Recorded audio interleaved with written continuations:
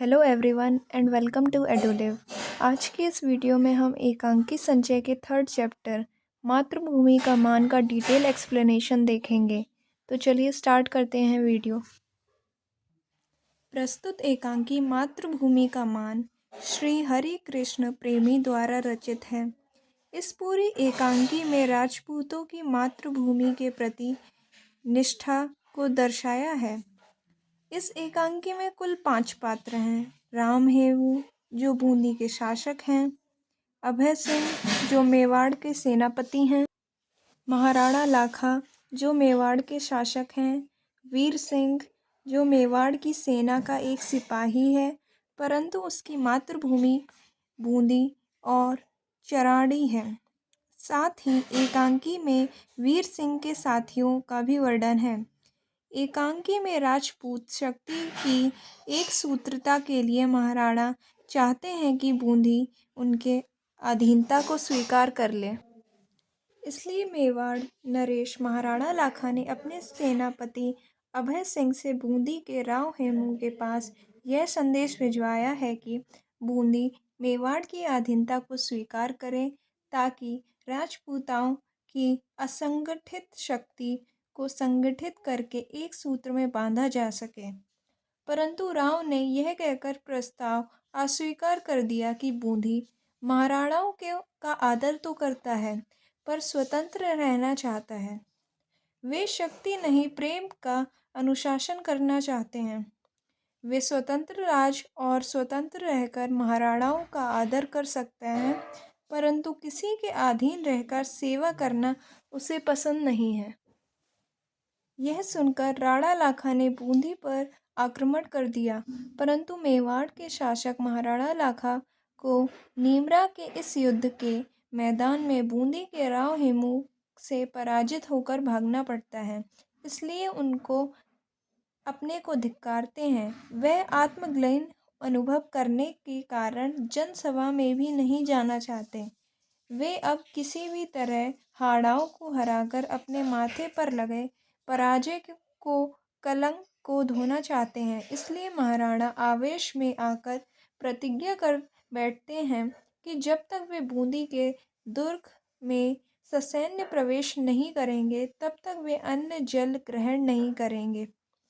अब महाराणा लाखा ने गुस्से में प्रतिज्ञा तो कर ली पर प्रतिज्ञा पूरी कैसे हो। ऐसे में महाराणा को चारिणी ने उन्हें सलाह दी कि वे नकली दुर्ग का विध्वंस करके अपनी प्रतिज्ञा पूर्ण कर लें। महाराणा ने यह प्रस्ताव स्वीकार किया क्योंकि वे हाड़ाओं को उनकी उद्दंडता का दंड देना चाहते थे तथा अपने व्रत को भी पालन करना चाहते थे।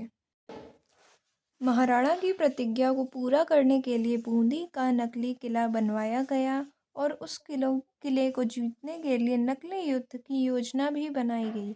इस तरह नकली युद्ध करने वाले वीर सिंह और उनके साथियों को दुर्ग में भेज दिया गया परंतु वीर सिंह ने नकली युद्ध में भी अपनी मातृभूमि का अपमान देखना मंजूर न था। क्योंकि वीर सिंह की मातृभूमि बूंदी थी, वह मेवाड़ में इसलिए रहता था क्योंकि वह महाराणा लाखा की सेना में नौकरी करता था। उसने उस नकली युद्ध को भी असली युद्ध में बदल दिया। वीर सिंह ने अपनी मातृभूमि बूंदी के नकली दुर्ग को बचाने के लिए अपने साथियों के साथ प्रतिज्ञा ली कि प्राणों के होते हुए वे इस नकली दुर्ग पर मेवाड़ की राज्य पताका को स्थापित न होने देंगे। और हाड़ा जाति के सैनिक प्राणपण से युद्ध लड़ने लगे थे और महाराणा के सिपाहियों पर भारी पड़ रहे थे, जिसके कारण महाराणा के सिपाही नकली किले पर अपना अधिकार जमाने में असमर्थ हो रहे थे। परंतु अंत में दुर्ग की रक्षा के लिए वीर सिंह ने अपने प्राणों की आहुति दे दी।